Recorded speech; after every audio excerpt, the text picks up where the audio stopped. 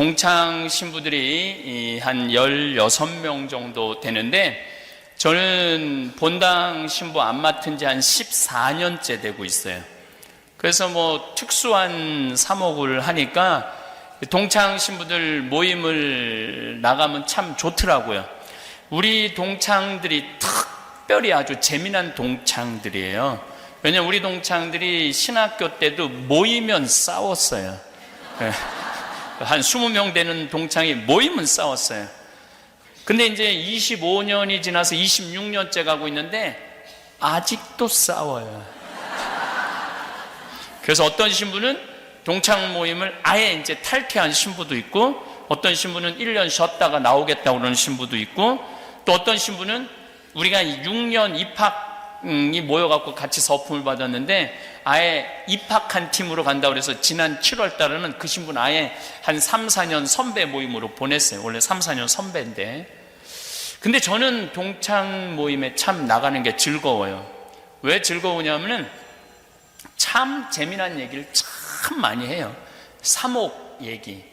뭐 보통 그 동창 신부들이 이번에 이동을 싹 해갖고, 이번에는 이야기 주제가 여러 가지였는데, 새로 받은 본당에 니네 본당은 교목을 누가 제일 많이 내냐 그랬더니 뭐 누가 110만 원 내는, 한 달에 110만 원 내는 사람, 우리는 200만, 그거 갖고도 싸워요. 우리는 200만 원 낸다, 니네는 110만 원 내느냐.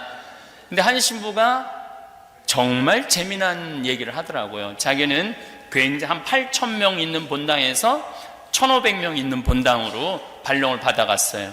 그러니까 어린이 미사를 본인이 하게 되는 거죠. 근데 이제 나이를 먹어갖고 어린이 미사 하기가 참 뻘쭘해갖고 애들하고 대화식으로 이제 이 강론을 한대요. 근데 그날 주제는 12제자와 예수님의 이야기였대요. 예수님이 12제자를 3년 동안 너무너무 사랑했는데 마지막 날 예수님을 배반한 제자가 있다. 그게 누구냐? 그러면 이제 애들이 저요 하면 이제 나오라고 그래갖고 답을 맞히면 상을 줬대요. 초등학교 5학년 남자애가 아주 적극적으로 저요 한 거예요. 그래갖고 나오라고. 예수님을 배반한 제자가 누구냐? 그러니까 얘는 이스가리온 유다요. 정확하게 답을 맞춘 거죠. 근데 신부님이 문제를 하나 더 냈어요. 그런데 이스가리온 유다 말고 예수님을 배반한 제자가 또 하나 있다. 그게 누구냐? 근데 얘는 이스가리온 유다까지만 안 거예요.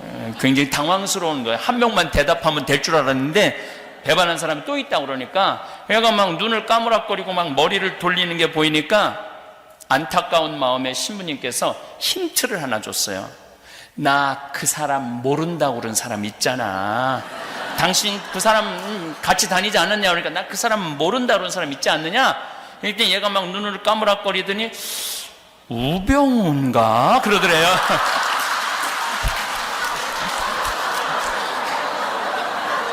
그래갖고 완전히 이게 미사가 완전히 정반대의 답이 나왔고 너무너무 성당에 아주 난리가 난 거예요. 그리고 신부님 너무너무 당황해갖고, 아니 당신 그 사람이랑 3년 동안 같이 따라다니지 않았느냐고. 그런데도 나는 그 사람 절대 모른다고 그런 사람 있잖아. 그때 얘가 또 눈을 막 까무락거리더니 그럼 김기춘인가? 그러더래요. 저녁을 먹으면서 그게 그 어린이 미사를 참석한 아빠가 인터넷에 띄운 거예요. 너무너무 재밌다고 오늘 재미난 어린이 미사 강론을 봤다고. 근데 저는 이제 그 얘기를 듣고 운전하고 평창으로 이제 들어가면서 처음에는 너무 웃었지만은 조금 운전하고 오는데 갑자기 슬프더라고요. 지금 우리 대한민국의 어른들이 물려줄 나라가 이런 나라인가? 책임지지 않고 모른다고 그러고 나는 그런 거 한 적 없다고 그러고 온 그 청문회에 나온 모든 사람들이 참 창피하더라고요. 그러니까 이 생명이 흘러넘치는 나라가 아니라 죽음이 흘러넘치는 나라를 물려주는 거 아닌가. 지난번에 대통령 선거할 때 대구에서 출마한 대통령 후보가 만약에 우리 대구 지역에서 이번에 대통령이 나오지 않는다면 우리 대구 사람들은 전부 낙동강에 가서 빠져 죽어야 된다고 아니 대통령 안 나오는 게 뭐 그렇게 슬픈 일인가. 낙동강에 가서 빠져 죽을 정도로. 제 생각에는 그렇게 열심히 대통령 선거 운동했는데 떨어졌으면 낙동강에 가서 빠져 죽을 게 아니라 낙동강에 가서 쉬어야죠. 그동안 고생했으니까. 근데 우리는 목적을 이루지 못하면 죽어야 돼. 목적을 이루지 못하면. 그냥 중간에 최선을 다한 건 소중한 게 아니야. 목적을 이루지 않으면 죽어야 돼. 그래서 그런 걸 보면 참 안타깝더라고요. 이게 정치인들만 그런 게 아니에요. 정치인들만 그런 게 아니라 난 내 강의 때 핸드폰 울려도 한 번도 신경질을 부린 적이 없어.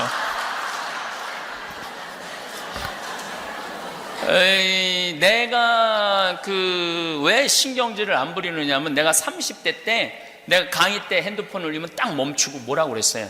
또 강의 때뿐만 아니라 미사 때 거룩한데 핸드폰 울리면 내려놓고 이 거룩한 기도 시간에 남들 분심 들게 한다고 혼 많이 냈어요. 근데 정말로 30대 때 고향 성취하는데 핸드폰이 울리는데 딱 울리더라고요. 내가 내려놓고 무식하게 미사 시간에 핸드폰도 안 꺼놓고 남들 분심 들게 한다고. 근데 미사 끝나고 자매 하나가 와서 신부님 너무너무 죄송하다고. 우리 남편 핸드폰이라고. 아니 남편이 입이 없냐 발이 없냐, 왜 남편이 와서 사과해야지 당신이 사과를 하느냐. 그랬더니 우리 남편은 청각장애자라는 거예요. 청각장애는 언어장애가 같이 당연히 오죠. 근데 보통 이 휴대폰이 동영상을 보면은 바뀌어요. 진동이 꺼져. 그래갖고 말이 나와요. 그러니까 뭐 휴대폰 동영상을 봤나 봐요. 그러니까 자기가 켜졌는지 모르는 거야. 아내도 모르고 남편도 모르고. 신부님 분심 들게 해서 너무너무 죄송하다고. 내가 그날 이후부터 지금까지 내 강의 때 핸드폰 울려도 한 번도 신경질을 부린 적이 없어. 다 사정이 있더라고. 그리고 내 나이만 돼도 네 바지에서 울리는지 내 바지에서 울리는지도 몰라. 지금 핸드폰 울리는 할머니들 자기 핸드폰에서 울리는지도 몰라. 근데 내가 승질 부려봐야 나만 그냥 머리 뜨거운 거예요. 우리 부관장 신부도 신부님 저도 강의 때 핸드폰 울려면은 화 안 낸대. 왜 화 안 내냐 그러니까 아버지랑 미사 참여를 하는데 신부님 말대로 정말로 신부님이 고향 성취를 하는데 아버지 핸드폰에서 뱀이다 이게 나오더래. 아니 내 아버지 핸드폰에서도 뱀이다 이게 나오는데 내가 누구를 뭐라고 그러느냐고. 그래서 혹시 까먹을 수도 있고 그러니까 어쨌거나 이게 정치인들만 그러는 거 아니에요. 여러분들도 집에서 보면 자식들한테 너 이번에 대학 떨어지면 너하고 나하고 접시에 코 박고 죽자. 내가 여기 왜 왔는데, 내가 이 고생을 왜 하는데, 그래갖고 애가 시험을 못 본다고 떨어졌다고 접시에 코 박고 죽자고 그래. 그러니까 우리 한국 사람들은 enjoy your life를 못 하는 거야. 그냥 즐기면 되는데 죽기 아니면 까무러치기야. 너무너무 스트레스를 받고 사는 거예요. 아니 애가 12년 동안 공부해갖고 대학 떨어지면 애가 얼마나 스트레스가 많겠어. 상심이 많겠어. 어차피 애 들여보내려면 등록금 필요하니까 너 대학 떨어졌으니까 이거 마음도 좀 울적하고 그러니까 어차피 너 등록금 준비해놓은 돈 이 돈 갖고 유럽 여행 갔다 와. 그러면 애도 행복하고 엄마도 행복할 거 아니야. 그런데 그냥 너하고 나하고 이번에 대학 떨어지면 접시에 코 박고 죽자. 그러니까 애들이요 점점 스트레스를 받고 사는 거예요. 인생에 대해서 부담이 점점 많은 거예요. 꼭 출세해야 돼요, 여러분들. 꼭 돈 많이 벌어야 돼요. 저는 요즘 점점 그런 생각이 많이 들어요. 꼭 출세해야 될까? 우리나라 출세한 대통령 끝을 가만히 보면은 출세한 게 좋은 게 아닌 것 같아요. 나는 출세하는 거 하나도 안 부러워요. 차라리 여러분들이 훨씬 행복한 분들이에요. 여러분들은 감옥에 가고 싶어도 갈 수가 없어. 누가 돈을 갖다 줘야지 가볼 거 아니야. 돈을 갖다 줘야지. 누가 말을 사줘야지 감옥에 가볼 거 아니야. 돈 주는 사람도 없고 말 사주는 사람도 없고. 그러나 지금 자유롭고 마음의 평화는 여러분들이 훨씬 많을 거예요. 가장 잔인한 부모가 어떤 부모냐면은 자식 판검사 만드는 부모들이에요. 가장 잔인한 부모들은 판검사 되려면은요, 해가 뜨는지 달이 뜨는지 모르고 살아야 돼요. 중고등학교 시절 이학원, 조학원, 밤 11시, 12시, 새벽 1시, 2시 사법고시 하려고 그러면은 정말로 상상을 초월할 만큼 공부 많이 해야 돼요. 그래갖고 사법연수원에 1000명 뽑아요. 보통 1년에 1000명 뽑으면 그 중에 판검사는 200명 밖에 안 돼요. 조금 할 때는 150명, 나머지 700명, 800명은 다 변호사예요. 또 지금 변호사들도 반 이상이 월급 300만 원 이상도 못 번대요. 지금 죽어라고 돈 벌고 죽어라고 공부해봐야 그렇게 좋은 게 아니야. 그럼 정말로 판검사 딱 임용되면은 창창한 미래가 보장이 돼 있느냐? 아닙니다. 만나는 사람이 누구냐 하면은 살인범, 강간범, 도둑놈, 사기꾼, 맨 이런 사람만 만나는 거예요. 그래갖고 이제 일 끝나고도 이 사람 생각하는 게 뭐냐? 저놈이 과연 죽였을까? 안 죽였을까? 저놈이 사기를 쳤을까? 안 쳤을까? 매일 그거 생각하고 사는 거예요. 그리고 오늘도 젊은 검사 하나가 양심 고백했잖아요. 부장검사가 누구 아들 무혐의 처리하라고. 분명히 죄가 있는데 무슨 얘기냐면 끊임없이 윗사람 눈치를 보고 끊임없이 정치선을 타고 사는 거야. 그렇게 똑똑한 애들인데 눈치 보고 살면서 매일 저놈이 죽였을까 안 죽였을까 평생을 그러고 사는 사람들이에요. 그렇게 부러워요? 나는 여러분들 부러워할 거 하나 없다고 생각해. 내가 본당 신부 때 전국 학력고사 수석, 서울대 수석, 당일 법대 수석, 그리고 사법고시 수석, 연수원 수석한 아이가 있어요. 근데 얘는 누구나 다 얘는 대법관 후보라고 그랬어요. 근데 얘는 1등으로 사법연수원을 졸업했음에도 불구하고 김앤장 법률회사로, 로펌 회사로 바로 빠졌어요. 온 사람들이 다 놀랐어요. 미친놈이라고. 근데 물어봤어요. 너 왜 출세가 보장돼 있는데 왜 로펌 회사로 빠졌느냐? 얘가 기가 막힌 말을 하더라고요. 신부님, 저는 소신 재판할 자신이 없습니다. 신앙인으로서 분명히 눈치 봐가면서 재판하겠다 이거예요. 그거 싫다는 거예요. 그래서 제가 얼마 전에 무슨 골치 아픈 사람을 도와주려고 전화를 했어요. 너무너무 잘 도와주더라고요. 근데 내가 행복하냐는 거예요. 자기 너무너무 행복하대. 이 눈치 저 눈치 안 보고. 얼마나 행복하냐는 거예요. 출세 꼭 할 필요 없어요. 그냥 즐겁게 살면 돼. 근데 또 우리 생태마을에 직원 아들이 얘 기가 막힌 애가 하나 있어요. 얘는 메리앤 첫 고등학교를 나왔어요. 동부의 코네티컷에 있는 이 학교는 누가 나온 학교냐면 케네디가 나온 학교예요. 케네디가 나온 학교인데 이 학교 학생들은 자가용 타고 학교 안 온대요. 비행기 타고 오지. 전부 미국의 최고의 귀족 아이들, 또 중동의 귀족 아이들이 와서 공부를 한대요. 학교가 140년 됐는데 인터넷에서 내가 학교를 보니까 이거는 학교가 아니라 궁이야, 궁. 너무 기가 막히게 시설이 좋더라고요. 근데 얘가 동양인 최초로 학생회장을 했어요. 그 학교에. 동양인 최초로. 그리고 얘는 콜롬비아 대학 4년 전액 장학생으로 갔고 콜롬비아 대학을 졸업을 했어. 얘는 이제 월가에 가면은 그 학생회장이니까 얼마나 인기가 좋았으니까 학생회장을 했을 거 아니에요.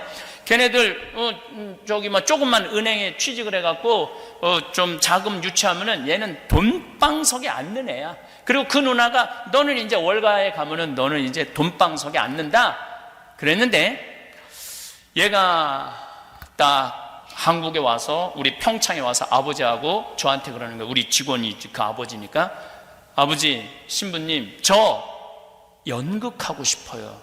전혀 준비도 되지 않은 그 분야에서 공부도 하지 않은 애가 저 연극하고 싶다는 거예요. 근데 저는 내 주위에 있는 모든 사람들한테 똑같이 하는 얘기가 있어요. 인생은 별거 없다. 하고 싶은 거 하고 살다가 죽는 게 최고의 인생이다. 남 눈치 봐가면서 이 판사들 눈치 보고 검사들 이 눈치 저 눈치 봐가면서 이 선 탔는데 여기 우병우 라인이 망가지면 다 쫓겨나고 저 라인이 망가지면 다 쫓겨나고, 그런 거보다도 내가 하고 싶은 거 하고 사는 게 최고로 행복한 사람이다. 시키자. 아버지도 이제 좀 돈이 필요했음에도 불구하고 좋다고 시키자고 그래서 했어요. 얘가 NYU 뉴욕 주립대학 대학원을, 연극 대학원을 갔어요. 2년 졸업을 하고 나서 연주회를 하는데 뭐 NYU 대학 졸업 연주회 그 중에 가장 많은 감독들한테 네임카드를 받았대요. 근데 얘는 정말로 뮤지컬 배우로서, 연극 배우로서 치명적인 약점이 있어요. 어떤 약점이 있느냐면 나보다 키가 조금 커요. 치명적이죠. 그럼에도 불구하고 하고 싶으니까. 그런데 얘가 뭐 오디션에 됐느냐 하면은 시카고, 이번에 시카고, 작년 아마 11월 달부터 이번 한 4월 달까지 시카고에서 조지 해밀턴이라는 뮤지컬을 했어요. 여기서 6개월 연속 1800석 전성 매진. 근데 얘는 뭐에 됐느냐 하면 조연의 더블 캐스팅에 됐어요. 조연이 아프면은 대타로 나오는 걸로. 그런데 나는 그거 된 것만 해도 나는 너무너무 기가 막힌 거예요. 졸업하자마자 경험도 없는 애가 거기에 된다라는 게 6개월 하고 이제 지난 5월 언제 끝났어요? 6개월에 얘가 받는 게 10만 달러예요. 10만 달러. 조연의 대탄데도 10만 달러. 아파트 다 구해주고 이사 오면 이사 비용 다 대주고 10만 달러. 근데 지난 5월 달에 이제 끝났으니까 얘 또 새로운 오디션을 봐야 되잖아요. 근데 얘는 어디에 가서 오디션을 받느냐면 브로드웨이에 가갖고, 누가 하는 거냐면 줄리 테이머라고 라이언 킹 제작자가 이번에 M 버터플라이라고 브로드웨이에서 공연을 새로 올려요. 거기에 주연으로 뽑혔어요. 주연으로. 기가 막히지 않아요? 한국인 최초로 10월 27일 날 아마 첫 공연을 한다고 그래. 근데 너무너무 재미난 거는 시카고에서 이 해밀턴 마지막 연극 때 이쪽 제작자가 얘가 줄리 테이머한테 선택을 받은 거 아니에요. 그랬더니 네가 나한테 오면 언제든지 주연을 시켜주겠다. 그리고 조지 해밀턴 마지막 공연에, 시카고에서 한 마지막 공연에 3시 공연, 7시 공연을 얘를 주연을 줬어. 주연을. 그래갖고 얘가 주연을 했어요. 그리고 커튼콜을 나한테 보내는데 정말로 기립박수를 받는데, 마지막에 그 하이파이를 동료들하고 하는데 키가 조그마니까 다 점프해서 하이파이를 하더라고요. 점프를 해서. 그럼에도 불구하고 기립박수를 받고 그런다는 건 얘가 너무 에너지가 많은 애예요. 에너지가 많아. 얘를 월가에 데려다 놨으면은 얘하고 술 먹고 비유 맞추고 쟤하고 술 먹고 비유 맞추고 그럴 거 아니에요. 걔는 행복하지 않았을 거예요. 근데 자기는 너무너무 행복하대. 근데 더 기가 막힌 건 얘가 나한테 편지를 했어요. 이제 그 오디션이 되고 난 다음에, 신부님 너무너무 감사하다고. 왜 감사하냐면은 내가 평상시에 얘 오면은 2,000달러, 3,000달러 막 줬어요. 내가 또 사람한테 투자하는 기본이 있거든. 막 줬어. 또 뉴욕에 가면은 나오라 그래갖고 밥 사주면서 또 1,000달러 강사료 받은 거 뭐 한국까지 갖고 가요. 그냥 다 줬어. 근데 얘가 신부님, 저는 신부님을 기억합니다. 우리 집이 너무너무 힘들 때 신부님이 배려해주고 유머로 안아주고, 난 내 강의 때 핸드폰 울려도 한 번도 신경질을 부린 적이 없어.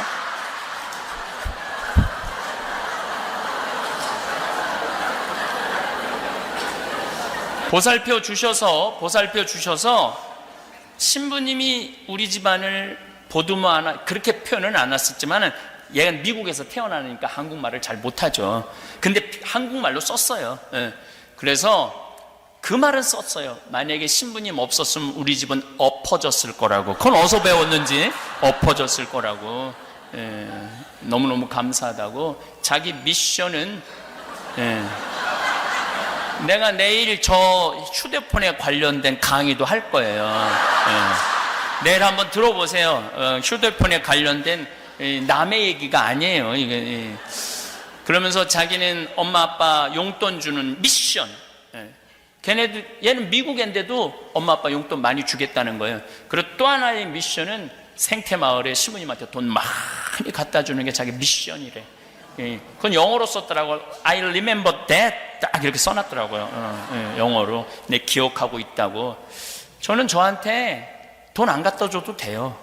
그냥 그 아이가 그렇게 행복하게 사는 모습을 보면서 아, 인생은 별게 아니구나. 그냥 자기가 하고 싶은 거 하는 게 인생이구나. 만약에 저는 걔가 성공하지 않았다도 행복하다고 그러면 그럼 그걸로 오케이예요. 굳이 성공까지 갈 필요도 없어요. 그냥 자기가 좋아하는 거 하면서 살면 되니까. 저는 제가 신학교 때 중고등학교 때 어머니 아버지가 성당을 안 다녔어요. 내가 신학교 간다고 그랬을 때 반대를 너무너무 많이 하셨어요. 정말 고등학교 3학년 때 학교 공부 끝나고 너무 배고파갖고 라면을 끓이면은 어머니가 거실에 나와서 라면을 뺏어갖고 변기통에 버리셨어요. 너는 라면 먹을 자격 없다고. 신학교 우리 어머니 뭐 옛날엔 다 그랬죠. 서울대 법대 가라고. 실력도 안 되는데 참 부모들은 참 답답해. 자식이 실력이 뭔지도 모르고 무조건 서울대 법대 가라고. 실력도 안 되는데 먹을 자격 없다고 버리고 그랬어요. 신학교 내내 저를 불만족한 눈으로 바라보셨죠. 근데 요즘은 어머니가 요즘 이제 평화방송 나올 때는 내가 대단한지 몰랐는데 아침마당에 5번을 나오는 걸 보고 아침마당에 5번을 나오는 걸 보고 어머니가 하는 말이 있어요. 내가 저 인생의 앞길을 막았다면 우리 아들 못 했을까? 굉장히 불행했을 거예요. 끊임없이 사제에 대한 그리움, 원망 이런 게 있었을 거예요. 내 아들이 저렇게 좋아하고 전 세계를 돌아다니면서 저렇게 하고 싶은 거 내가 왜 말렸는지 모르겠다고 너무너무 미안하고 후회된다고. 인생은 하고 싶은 걸 하고 살아야 돼요. 그리고 여러분들 자녀들 공부 못해도 공부를 못하는 건 죄가 아니에요. 공부를 못하는 거. 그리고 되게 공부 못하는 애들이 성격이 참 좋아요. 초등학교 때 보면은 공부 못하는 애들 보면 내일 시험인데도 느긋해. 근심 걱정이 없어. 얘는 아무 위기도 못 느끼는데 엄마가 느긋한 애를 보고 하는 말이 있어요. 내가 너 같은 걸 낳고 좋다고 미역국 끓여 먹은 내가 미친년이다. 그 초등학교 4학년, 5학년 애가 당황스러운 거예요. 내가 뭘 잘못했다고 엄마가 미역국 끓여 먹었다고 미쳤다고 그러나? 그리고 애가 막 밥 맛있게 먹으면은 엄마가 또 한마디 해. 밥이 목구멍으로 넘어가냐. 아니 얘가 무슨 죄를 졌다고 밥 먹는 것까지 목구멍으로 넘어가냐. 점점 삐뚤어지는 거야 얘가. 그래갖고 고등학교 3학년 때 보면 괴물이 되는 거. 괴물. 원래 성격 좋은 애들을 계속 엄마가 넌 나쁜 놈이다, 넌 죽일 놈이다, 너 이번에 대학 떨어지면 너하고 나하고 접시에 코 박고 죽자, 이런 얘기를 하니까 애들이 점점 삐뚤어지는 거예요. 공부를 못하는 건 죄가 아니에요. 우리 조카들을 보면은 정말로 6명이 조카가 있는데 다 돌머리예요. 애들이야.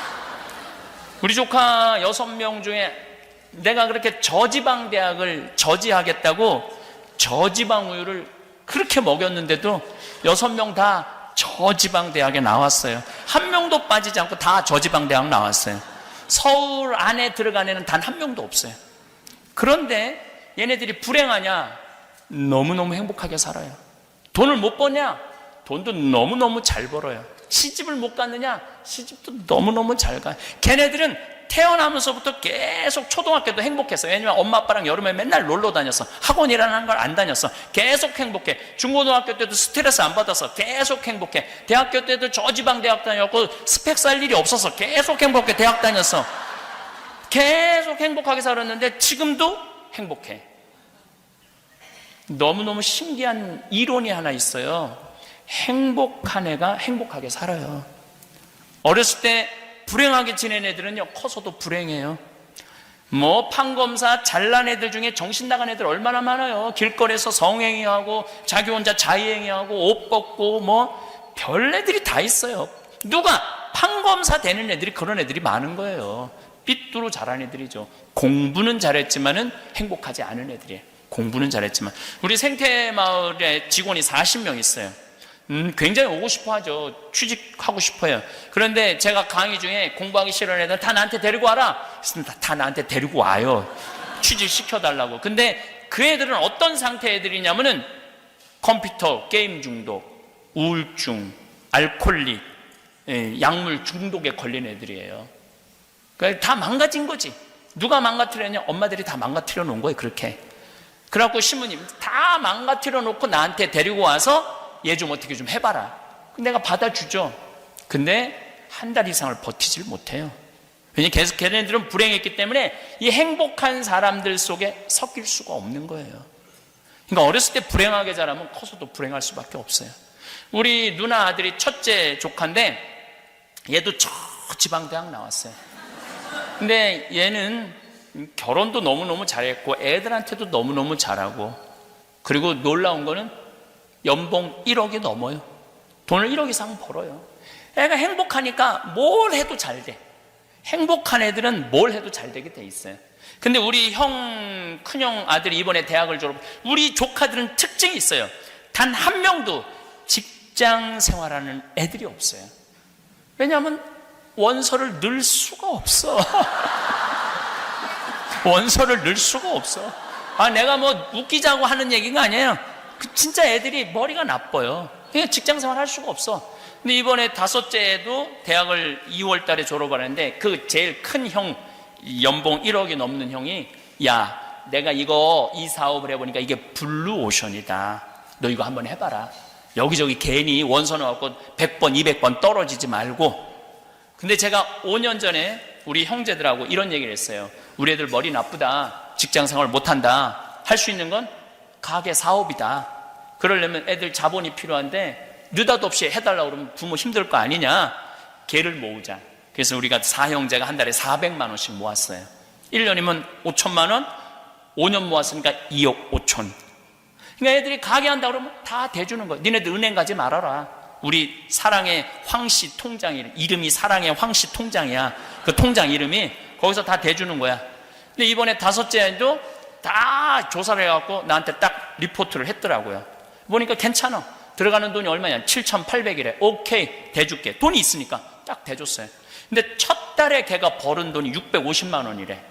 근데 내가 7월 달에 나오는데 6월 달에 얼마를 벌었는데 1,250만 원을 벌었대. 1,250만 원. 얘는 어렸을 때부터 계속 놀았어. 걔가 유일하게 부모한테, 할머니한테 맞은 거는 미사 빠진 거. 우리는 미사 빠지면 용서를 안 해. 할머니가 2단 옆차기를 날려요. 그래서 애들이 우리 할머니 태권도 했어? 막 그래요. 미사 빠진 거. 그거 얘는 공부 못하는 건 절대 뭐라고 안 그래.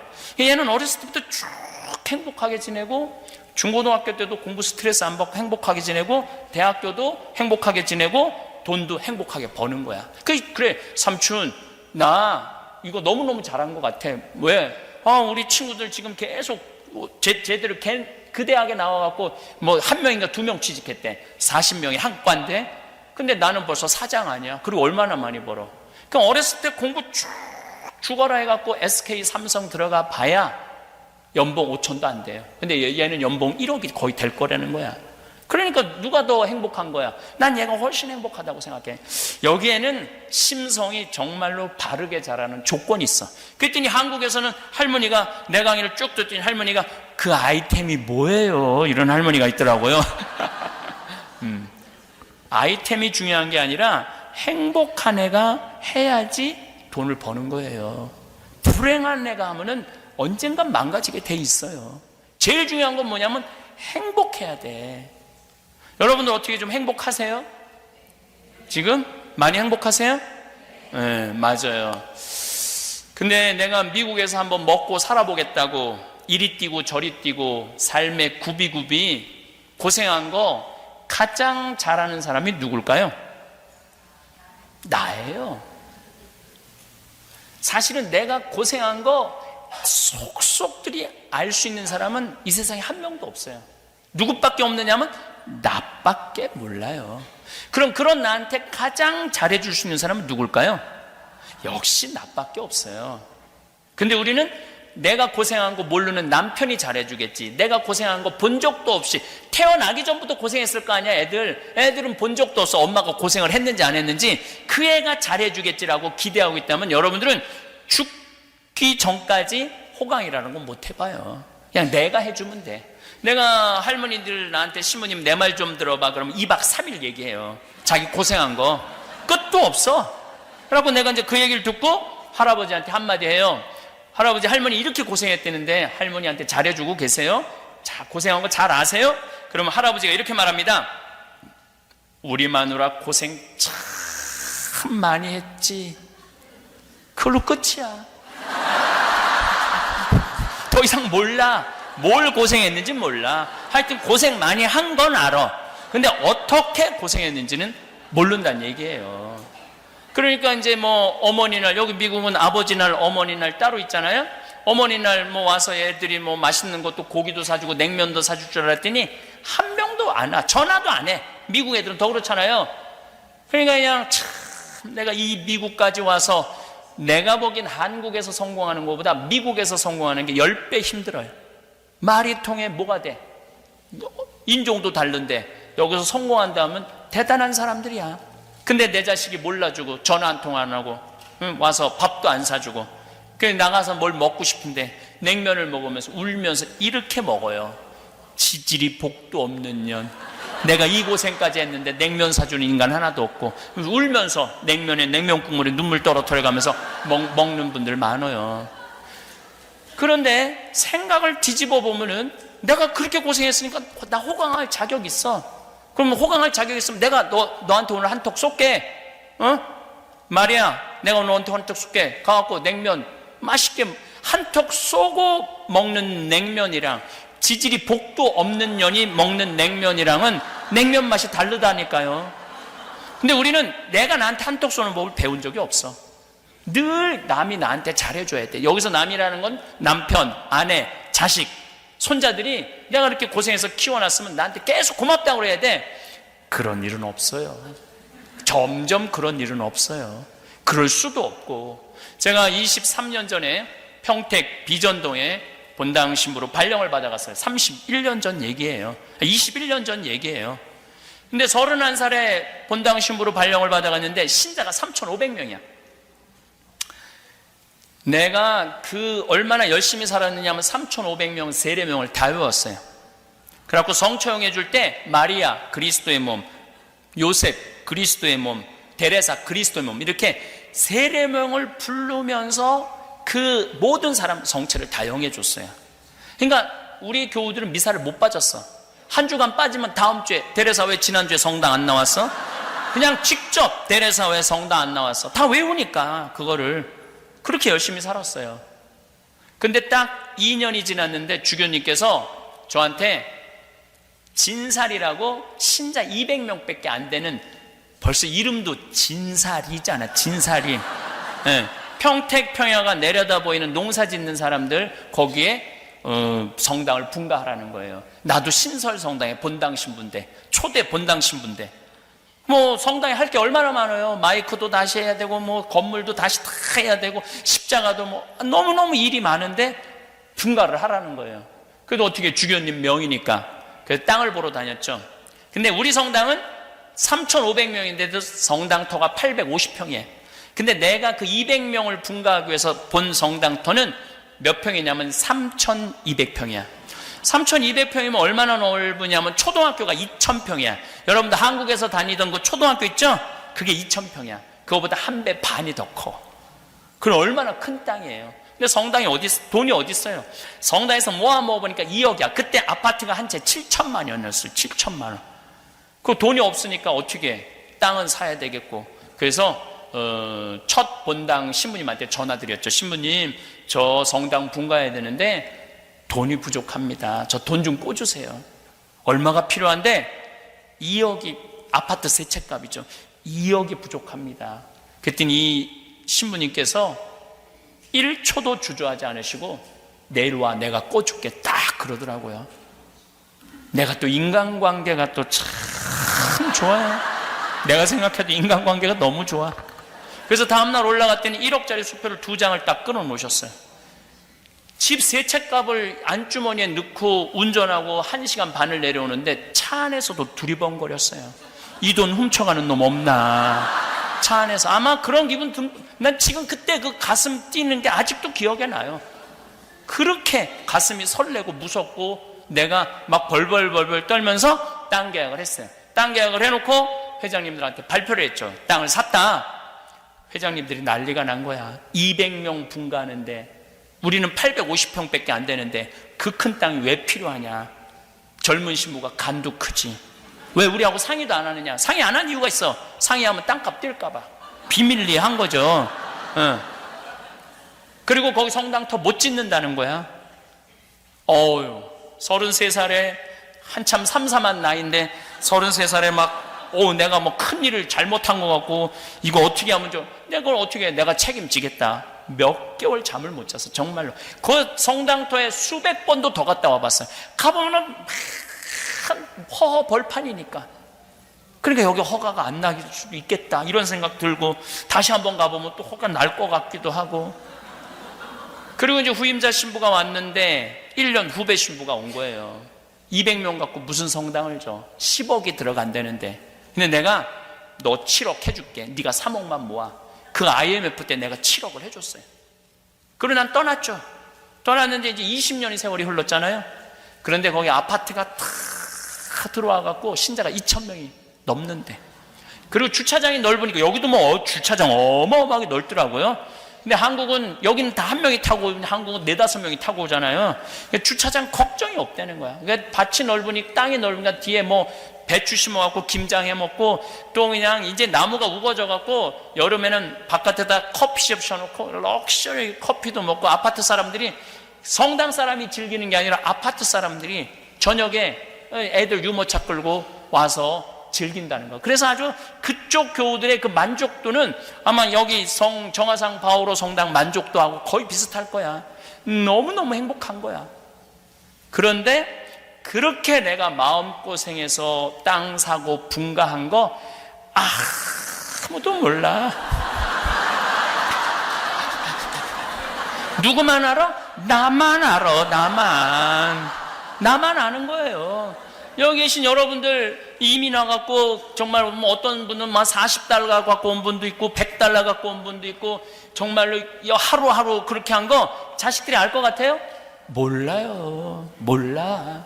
또 고생한 거 얘기하면 애들이 뭐라 그래? 엄마 그만해. 한 번만 하면 100번째야. 이거 얘기해도 몰라. 얘기 안 해도 모르고. 그러니까 고생한 걸 누구만 아느냐면 나만 아는 거예요. 나만. 그러면 그런 고생한 거 나만 아는 나한테 가장 잘해줄 수 있는 사람은 누구밖에 없을까요? 나밖에 없어요. 우리는 큰 착각을 하고 사는 거예요. 내 행복은 남편이 책임져 주는 것도 아니고 자식이 책임져 주는 것도 아니에요. 내 행복은 누가 책임져 내냐면 내가 책임지는 거. 내가. 그런데 그때 4억 주고 산 땅이 지금 무슨 삼성 쇼핑몰이 들어온대요. 거기에. 그래갖고 땅값이 아파트가 다 들어와. 정말 그때 22년 전의 모습은 온데간데 없고 완전히 새로운 도시가 쓴 거야. 그때 4억 주고 산 땅이 100억 정도 가치가 됐대요.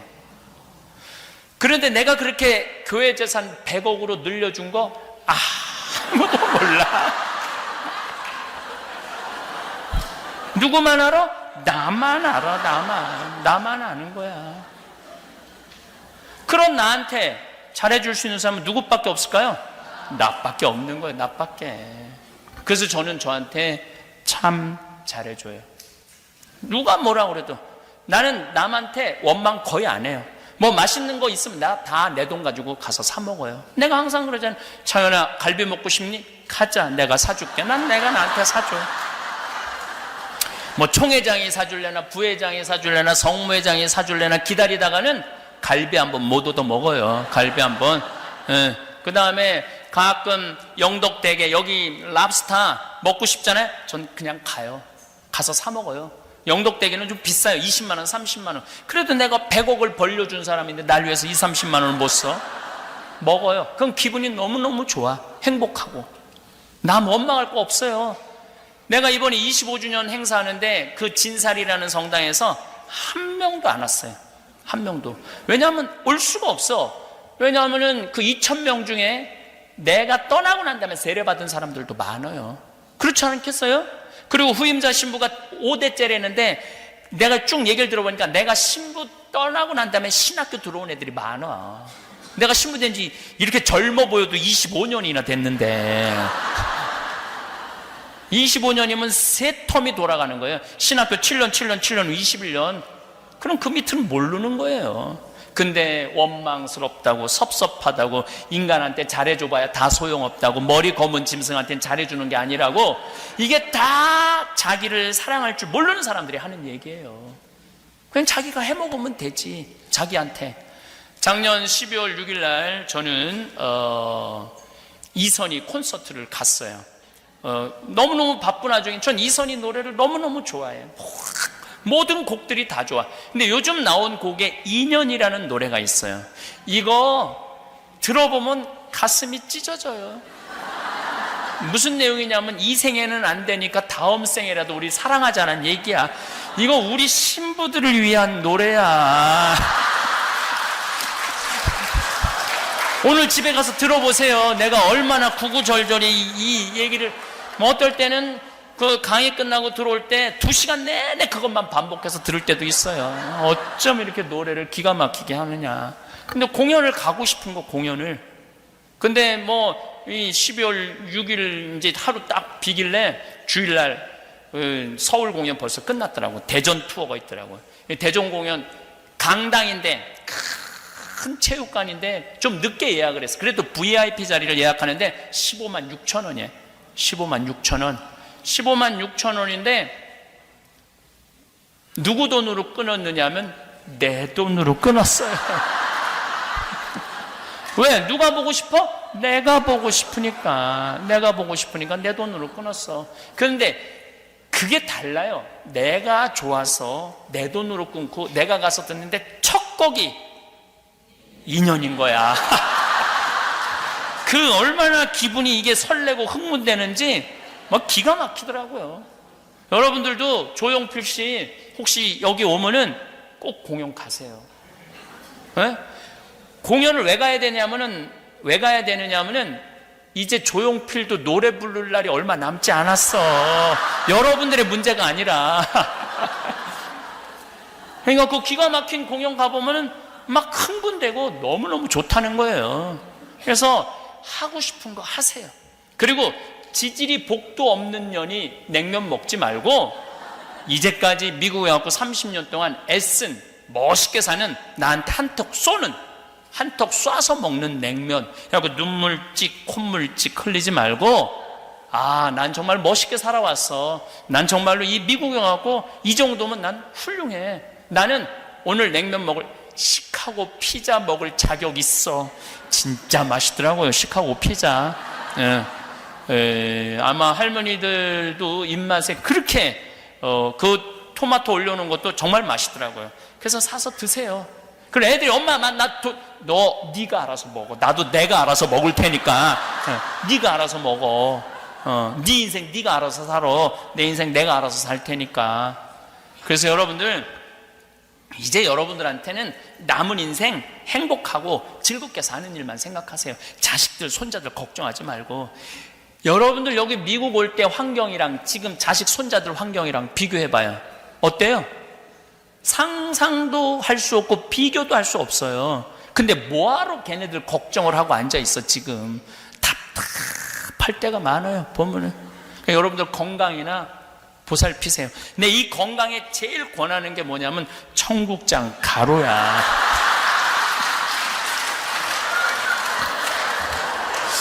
내가 그 청국장 이 가루를 10년 전부터 만들어 팔기 시작했는데, 첫 해 500만 원, 둘째 5천만 원, 올해는 30억, 300만 달러, 3밀리언을 판매를 해요. 근데 이게 뭐 그냥 내가 들고 다닌다고 이렇게 팔 수 있을 것 같아요? 절대 못 팔아요. 우리가 하루에 택배로 나가는 게 1,000만 원어치야. 사람들이 먹어보고 좋다는 거예요. 내가 이렇게 외국 이제는 이제 청국장이 이제 미국에 내가 이제 작년에 FDA 승인받아서 수출하기 시작을 해요. 그래갖고 지금까지 벌써 한 30만 달러 팔았더라고요. 근데 앞으로도 굉장히 많이 팔릴 거라고 생각을 해. 내가 이 남미 강에 가고 아사돈지 뭔지 하여튼 고기를 엄청 먹이더라고. 이 나라 저 나라 다 가면 속이 진짜 안 좋았어요. 한국에 가고 너무 안 좋았는데 청국장 가루 밥숟갈 두 숟갈, 밥숟갈 두 숟갈 크게 뜨셔야 돼요. 조그맣게 뜨면 안 돼. 티스푼으로 뜨면 안 돼요, 여러분들. 밥숟갈 그래봐야 그 한 봉지 한 달 먹을 수 있어요. 밥숟갈 크게 떠갖고 여기 물에 타서 내가 먹고 다음날 화장실을 갔는데 똥이 60cm가 나오더라고. 굵은 똥이 60cm가 나오네. 굵은 똥이. 아, 진짜 좋은 것 같아. 예. 미국 LA에 확 붐이 일어나는 건 어떤 분이 당이 있는데 당이 잡혔대. 그래갖고 뭐 이분 저분 다 사준대. 고혈압도 마찬가지지만. 내가 이렇게 전화를 받아보면은요, 가끔 직원들이 너무 바쁘면 나도 전화를 받거든요. 생태마을에서. 한 분이야. 3-4명을 꼭 물어봐요. 저 천주교 신자 아닙니다. 천주교 신자 아닌데 어떻게 주문했냐 그러니까 너무 또 마침 수원에 우리 정자 꽃매라고 우리 집 동네야. 제가 너무너무 아파갖고 이제 쓰레기를 버리러 나가는데 쓰레기 버리러 온 자매한테 나는 너무너무 아프다고 그랬더니 그 자매가 그러더라고. 청국장 가루 먹으라고. 생태마을에서 만드는.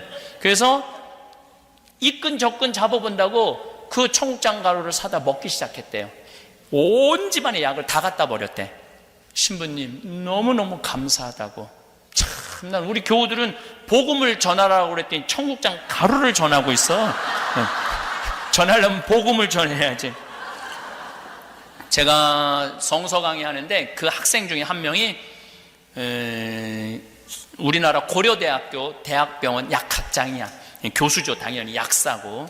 근데 나한테 하루는 찾아와서 신부님 저는 신장의 하나를 기능을 못합니다. 그리고 하나는 52%밖에 기능을 못합니다. 약사니까 아주 자기 몸에 대해서도 너무 잘 설명을 하더라고요. 제가 피곤하면 화장실에 가면 콜라 색깔이 나옵니다. 신장은 좋아지는 경우가 없습니다. 점점 55살 6살쯤 되는데 점점 안 좋아지다가 마지막엔 투석을 하게 되는 경우입니다. 근데 약으로는 안 되니까 건강식품을 찾아봤대요. 근데 우리 생태마을에 청국장이 K2라는 성분이 있대. 그게 신장에 좋대요. 그래갖고 본인이 FDA 승인받은 거 보내라고. 그거 완전히 영어로 된 건데 딱 받아보더니 단백질 변형도 너무 잘 돼 있고 철분 함량이 너무너무 많다는 거예요. 이 철분이 이 50대 60대 된 주부한테 최고 필요한 게 철분이라고 그러더라고요. 철분 함량이 너무 많아갖고 자기가 먹기 시작을 했는데 3달을 먹었는데 52% 기능밖에 못하던 게 64%로 올라갔다는 거예요. 신부님 제가 이 리포트 드릴 테니까 온 세상 사람들한테 얘기하세요. 제가 그래도 전문가입니다. 정말로 좋은 청국장 이렇게 만들어서 판매해 주셔서 너무너무 감사하다고. 내가 그 청국장 갖고 왔어요. 이 인생의 중반을 넘어서니 문득 이런 생각이 듭니다. 지금까지 살아온 인생이 과연 내가 원했던 삶이었을까? 아니면 누군가가 정해놓은 기준에 맞춰 살아온 것은 아닐까? 젊은 시절에는 바쁘게 살아가느라 이런 질문을 할 여유조차 없었습니다. 직장에서 승진하고 집을 마련하고 아이들을 키우고 노후를 준비하느라 정신없이 달려왔죠. 하지만 이제는 다릅니다. 시니어 시기는 단순히 나이 들어가는 과정이 아닙니다. 오히려 진정한 자유를 누릴 수 있는 인생의 새로운 장이자 그동안 미뤄왔던 진짜 행복을 찾을 수 있는 황금 같은 시간입니다. 사회가 정해놓은 울타리에서 벗어나 오롯이 내 마음이 원하는 대로 살아갈 수 있는 특별한 시기인 것이죠. 많은 분들이 이제 늦었다고 말씀하시지만 저는 감히 이렇게 말하고 싶습니다. 지금이야말로 진정한 시작입니다. 다른 사람의 눈치를 보며 살 필요도 없고 남들과 비교하며 스스로를 힘들게 할 이유도 없습니다. 이제는 당당히 나를 위한 시간을 가져도 되는 나이가 되었으니까요. 돌이켜보면 젊은 시절 우리가 추구했던 성공은 참으로 획일적이었습니다. 좋은 대학에 가고 안정된 직장에 취직하고 승진하고 더 많은 돈을 벌고 더 좋은 집에 살고 아이들을 더 좋은 대학에 보내는 것. 마치 정해진 공식처럼 모든 사람이 같은 목표를 향해 달려갔습니다. 그런데 말입니다. 그 모든 것을 어느 정도 이뤄낸 지금, 과연 그때 그 성공이 진정한 행복을 가져다 주었을까요? 승진했을 때의 기쁨은 얼마나 오래 지속되었나요? 새 집으로 이사했을 때의 설렘은 언제까지 계속되었나요? 자녀가 좋은 대학에 합격했을 때의 뿌듯함은 얼마나 지속되었나요? 아마 대부분 그리 오래가지 않았을 것입니다. 잠시 기뻤을 뿐, 곧 다시 다음 목표를 향해 달려가야 했으니까요. 더 솔직하게 말하면 그런 성공들 사이사이에는 수많은 스트레스와 피로가 있었습니다. 밤늦게 퇴근하는 날들, 아이들과 제대로 시간을 보내지 못하는 아쉬움, 몸이 힘들어도 참고 견뎌야 하는 순간들. 성공이라는 이름 아래 우리는 참으로 많은 것들을 희생해왔습니다. 건강도, 가족과의 시간도, 때로는 자신의 꿈도 뒤로 미뤄가며 달려왔습니다. 그때는 나중에 하며 버텼지만 정작 그 나중이 왔을 때는 이미 많은 것들을 잃어버린 후였습니다. 이제는 알 수 있습니다. 진정한 성공은 외부의 기준이 아니라 내 마음의 만족에 있다는 것을. 남들이 보기에는 평범해 보일지라도 내가 진정으로 원하는 일을 하며 살아가는 것이야말로 진짜 성공입니다. 제가 아는 한 분은 정년 퇴직 후 평생 꿈꾸던 사진을 배우기 시작했습니다. 처음에는 주변에서 이제 와서 뭐하러 그런 걸 배우느냐고 말하는 사람들도 있었지만 그분은 아랑곳하지 않았습니다. 지금은 동네 사진 동호회에서 가장 열정적인 회원이 되었고 자신의 작품으로 작은 전시회까지 열었습니다. 그분의 얼굴에는 젊은 시절 회사에서 일할 때보다 훨씬 밝은 미소가 가득합니다. 이제야 내가 진짜 원하는 걸 하고 있다는 그분의 말이 아직도 기억납니다.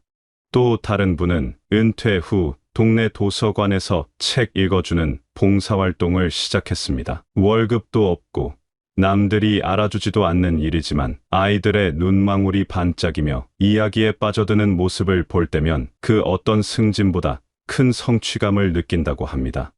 회사에서 큰 프로젝트를 성공시켰을 때보다 더 뿌듯하다는 그분의 고백이 인상적이었습니다. 60대 후반의 한 여성분은 평생 남편과 자녀들을 위해 살아오다가 이제야 자신을 위한 시간을 갖기 시작했다고 합니다. 요가를 배우고 친구들과 등산을 하고 오랫동안 미뤄뒀던 여행을 다니며 이제야 얘가 누구인지 알겠다고 말씀하시더군요.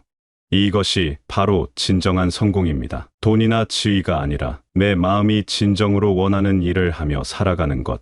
그 일을 통해 내가 행복해지고 더 나아가 다른 사람들에게도 작은 기쁨을 줄 수 있다면 그것이야말로 최고의 성공이 아닐까요? 우리는 종종 타인에게서 위로와 인정을 받으려고 합니다. 가족이나 친구들이 우리를 격려해주고 사랑해주기를 기대하죠. 물론 그런 관계들도 소중합니다. 하지만 가장 중요한 것은 바로 나 자신과의 관계입니다. 생각해보세요. 이 세상에서 가장 오랫동안 내 곁에 있었던 사람은 누구일까요? 바로 나 자신입니다. 어린 시절의 두려움부터 학창 시절의 고민, 직장 생활의 스트레스, 육아의 어려움, 중년의 위기, 그리고 지금의 고민까지 이 인생의 모든 순간을 함께 견뎌온 동반자는 다름 아닌 나 자신입니다. 그런데 우리는 정작 그 자신에게는 너무 인색합니다. 작은 실수에도 스스로를 질책하고 남들과 비교하며 자신을 깎아내리고 나는 왜 이 모양이지? 자책하기 일쑤입니다. 다른 사람이 실수하면 괜찮다. 누구나 실수할 수 있어 라고 위로하면서도 자신의 실수에는 가혹하게 굽니다. 이렇게 오랜 시간 함께해온 동반자를 이토록 박대해도 되는 걸까요? 나이가 들면서 몸도 예전 같지 않습니다. 계단을 오르면 숨이 차고 밤에 잠도 잘 안 오고 기억력 예전 같지 않습니다. 무릎이 아프고 허리가 뻣뻣하고 눈도 침침해집니다. 이런 변화를 받아들이기 어려울 때가 있죠. 하지만 이것 역시 자연스러운 변화입니다. 우리 몸이 지금까지 얼마나 많은 일을 해왔는지 생각해보세요. 수십 년 동안 쉬지 않고 일해온 몸에게 고마워해야 하는 것 아닐까요? 이 몸은 밤낮 없이 일하느라 지쳤을 때도 버텨주었고 스트레스로 속이 쓰릴 때도 견뎌주었고 추위와 더위 속에서도 묵묵히 제 역할을 해주었습니다. 아이들을 품에 안고 재우던 그 팔, 가족을 위해 요리하던 그 손, 생계를 위해 부지런히 움직인 그 다리, 모두 고마운 존재들입니다. 지금 조금 아프고 불편하다고 해서 원망할 일이 아닙니다. 오히려 그동안 정말 고생 많았다고 토닥여 주어야 할 때입니다. 좀 더 부드럽게, 좀 더 따뜻하게 내 몸을 대해주세요. 이제는 나 자신에게 감사하고 사랑을 표현할 때입니다. 그동안 정말 수고 많았다고, 힘든 순간들을 잘 버텨냈다고 스스로를 격려해주세요. 완벽하지 않았을지라도 최선을 다했다고 인정해주세요. 그리고 무엇보다 앞으로 남은 시간 동안은 나 자신을 더욱 소중히 여기겠다고 다짐해보세요. 자기 자신을 사랑한다는 것이 이기적인 것은 아닙니다.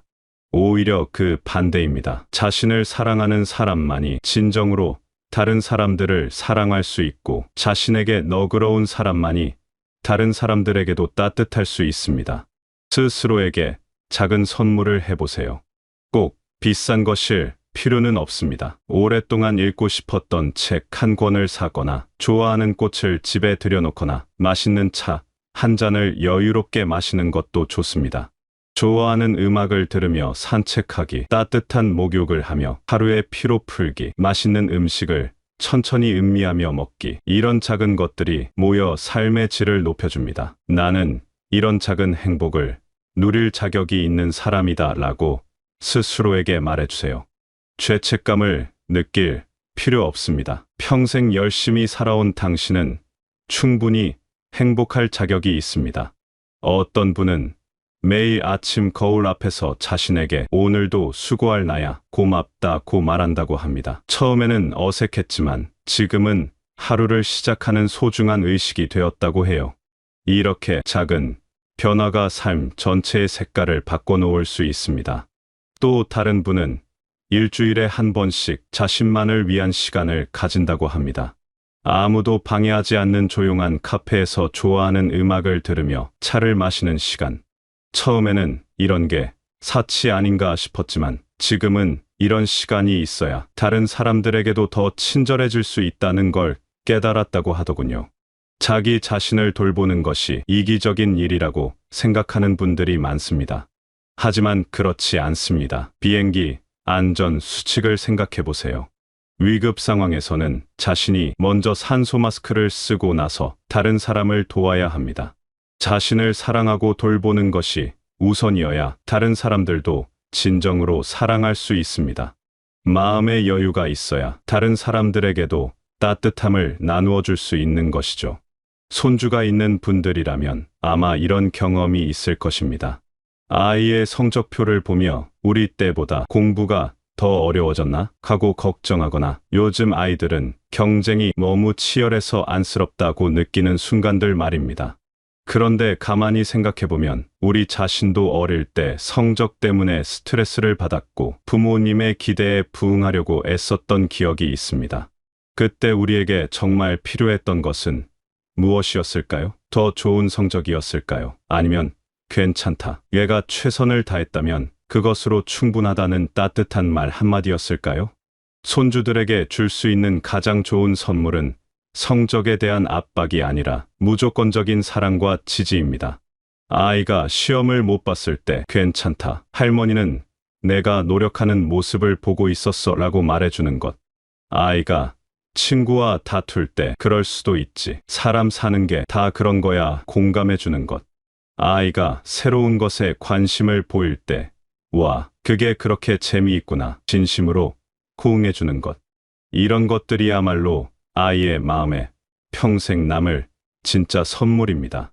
아이들에게는 성공한 어른의 모습보다 행복한 어른의 모습이 더 큰 영향을 미칩니다. 할머니, 할아버지가 자신의 취미를 즐기며 활기차게 살아가는 모습을 보면 아이들은 자연스럽게 어른이 되는 것도 나쁘지 않구나라는 생각을 갖게 됩니다. 반대로 어른들이 항상 피곤해하고 불평불만을 늘어놓고 요즘 세상은 살기 힘들다고만 말한다면 아이들은 커가는 것이 두려워질 수 있습니다. 저는 손주와 함께 시간을 보낼 때 일부러 제가 좋아하는 일들을 함께 해보려고 합니다. 화분에 꽃을 심기도 하고 간단한 요리를 함께 만들기도 하고 산책을 하며 예쁜 돌멩이를 주워오기도 합니다. 처음에는 아이가 이런 걸 왜 하느냐고 묻더니 지금은 할머니랑 있으면 재미있다고 말합니다. 아이와 함께 하는 이런 소소한 활동들이 어른이 되었을 때 따뜻한 추억이 될 것입니다. 또한 아이들 앞에서는 다른 사람들에 대해 부정적인 말을 하지 않으려고 노력합니다. 누군가를 비난하거나 험담하는 대신 그 사람도 나름의 사정이 있을 거야 라고 말하거나 좋은 점을 찾아 말해주려고 합니다. 아이들은 이런 모습을 보며 다른 사람을 이해하고 배려하는 마음을 배웁니다. 공부를 잘해서 좋은 대학에 가고 좋은 직장에 들어가는 것도 물론 중요합니다. 하지만 그것보다 더 중요한 것은 어떤 상황에서도 자신을 사랑하고 작은 일에서도 기쁨을 찾을 줄 아는 마음입니다. 그런 마음을 가진 아이가 진정으로 행복한 어른이 될 수 있습니다. 우리가 다음 세대에게 물려줄 수 있는 가장 값진 유산은 무엇일까요? 재산이나 부동산도 중요하지만 그것보다 더 소중한 것은 올바른 가치관과 삶의 태도입니다. 아이들은 어른들의 말보다는 행동을 더 주의 깊게 관찰합니다. 우리가 실수했을 때 변명하지 않고 솔직하게 인정하는 모습, 약속을 지키려고 노력하는 모습, 다른 사람을 배려하는 모습들을 보며 자신도 그런 어른이 되어야겠다고 생각합니다.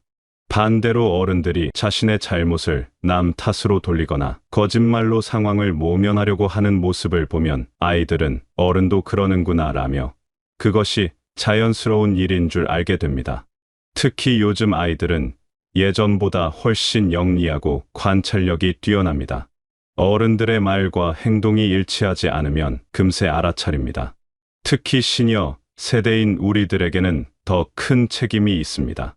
이 인생의 경험이 많은 만큼 젊은 세대들에게 좋은 모범을 보여줘야 합니다.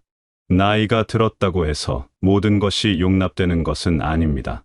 오히려 더 성숙하고 지혜로운 모습을 보여줘야 합니다. 제가 알고 있는 한 어르신은 동네에서 정말 존경받는 분입니다.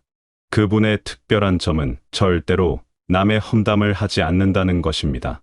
누군가 다른 사람의 흉을 보려고 하면 그 사람도 나름대로 사정이 있을 거야 라고 말하며 화제를 돌립니다.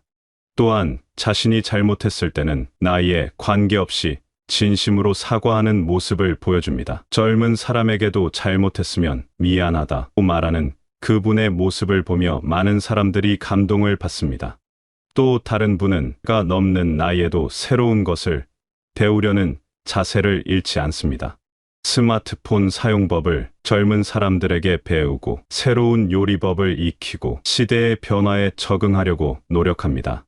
나이 먹으면 고집만 세진다는 편견을 깨뜨리는 모습이죠. 이런 모습을 보는 젊은 세대들은 나이 드는 것도 나쁘지 않구나라는 생각을 갖게 됩니다. 이런 모습을 보며 자란 아이들은 나이가 들어도 겸손하고 따뜻한 마음을 잃지 않는 어른이 됩니다. 이것이야말로 돈으로 살 수 없는 진정한 유산입니다. 우리가 해야 할 일은 어렵고 거창한 것이 아닙니다. 일상에서 정직하게 살아가는 것, 다른 사람을 배려하는 것, 자신의 실수를 인정하는 것, 감사하는 마음을 갖는 것. 이런 평범하지만 중요한 가치들을 몸소 실천하며 보여주는 것입니다. 예를 들어 식당에서 음식을 주문할 때 젊은 직원에게도 존댓말을 사용하고 고맙습니다 라고 말하는 것. 지하철에서 임신부나 거동이 불편한 사람을 보면 자연스럽게 자리를 양보하는 것. 실수로 다른 사람에게 피해를 끼쳤을 때 나이 차이에 관계없이 진심으로 사과하는 것. 이런 작은 행동들이 모여 우리의 인품을 만들어갑니다. 또한 우리 세대가 경험한 어려움들을 다음 세대에게 물려주지 않으려는 노력도 중요합니다. 과거의 상처나 편견을 그대로 전달하는 것이 아니라 그것들을 지혜로 승화시켜 더 나은 가치관을 전해주는 것이죠. 우리 때는 이랬다 하며 과거에 매여 있기보다는 이제는 더 좋은 방향으로 가자는 미래지향적인 자세가 필요합니다. 이제 나이가 들어서 뭔가 새로운 것을 시작하기에는 늦었다 생각하는 분들이 많습니다. 하지만 정말 그럴까요? 나이는 숫자에 불과하고 진정 중요한 것은 마음가짐입니다. 모차르트는 15세에 세상을 떠났고 반 고흐는 세 생을 마감했습니다. 반면 할머니 모지스는 78세에 그림을 시작해서 100세까지 작품 활동을 했습니다. 조지아 오키프는 90세가 넘어서도 그림을 그렸습니다. 나이가 창조와 도전의 장벽이 되는 것은 아닙니다. 새로운 것을 시작하는데 늦은 때란 없습니다. 60세에 새로운 취미를 찾고 70세에 새로운 친구를 사귀고 100세에 새로운 것을 배우는 것이 무엇이 이상할까요? 오히려 그런 도전 정신이야말로 젊음을 유지하는 비결입니다. 새로운 도전을 시작할 때 가장 큰 적은 남들이 뭐라고 할까 걱정입니다. 하지만 정작 남들은 우리 생각만큼 우리에게 관심이 없습니다. 그리고 설사 누군가 뭐라고 한다고 해도 그들이 우리 인생을 대신 살아줄 수는 없습니다. 중요한 것은 나 자신이 행복한지, 내가 하고 싶은 일을 하고 있는지입니다. 다른 사람의 시선보다는 내 마음의 소리에 귀를 기울여 보세요. 그동안 미뤄왔던 일들, 해보고 싶었던 일들을 적어보세요. 그리고 그 중에서 하나씩 시작해보세요. 처음에는 서툴고 어색할 수 있습니다. 젊은 사람들만큼 빠르게 배우지 못할 수도 있고 실수할 수도 있습니다. 하지만 그게 어떤가요? 완벽하지 않아도 됩니다. 중요한 것은 도전하는 그 자체입니다. 마무리 황금빛 인생 후반기를 위하여 지금까지 우리는 남들의 기준에 맞춰 살아왔습니다. 사회가 정한 성공의 공식을 따라가며 다른 사람들의 시선을 의식하며 때로는 자신의 진정한 마음을 억누르며 살아왔습니다. 하지만 이제는 다릅니다. 시니어 시기는 진정한 자유의 시간입니다. 누구에게 인정받기 위해 살 필요도 없고 누구와 경쟁할 필요도 없습니다.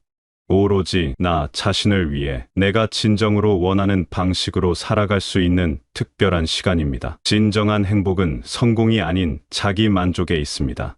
남들이 보기에는 평범해 보일지라도 내 마음이 진정으로 원하는 일을 하며 살아가는 것이 가장 큰 성공입니다. 자신을 사랑하고 스스로에게 행복을 선물하세요. 그동안 힘든 순간들을 함께 견뎌온 자기 자신에게 감사하고 앞으로 남은 시간 동안은 더욱 소중히 여기겠다고 다짐해보세요. 손주들에게는 성적에 대한 압박보다 무조건적인 사랑과 지지를 주세요. 행복한 어른의 모습을 보여주는 것이 아이들에게 줄 수 있는 가장 좋은 선물입니다. 그리고 다음 세대에게 올바른 가치관을 물려주세요. 정직하고 책임감 있는 모습, 다른 사람을 배려하는 마음, 감사하는 자세를 몸소 보여주는 것이 돈으로 살 수 없는 진정한 유산입니다. 마지막으로 새로운 도전을 두려워하지 마세요. 나이는 숫자에 불과하고 진정 중요한 것은 마음가짐입니다. 하고 싶은 일이 있다면 지금 당장 시작하세요. 늦었다고 생각할 때가 가장 빠른 때입니다. 이 인생 후반기는 끝이 아닙니다. 새로운 시작입니다. 그동안 쌓아온 경험과 지혜를 바탕으로 진정 자신다운 삶을 살아갈 수 있는 황금 같은 시간입니다. 이 소중한 시간을 후회 없이 행복하게 보내시길 진심으로 바랍니다. 여러분 모두의 인생 후반기가 황금빛으로 빛나기를 간절히 응원합니다.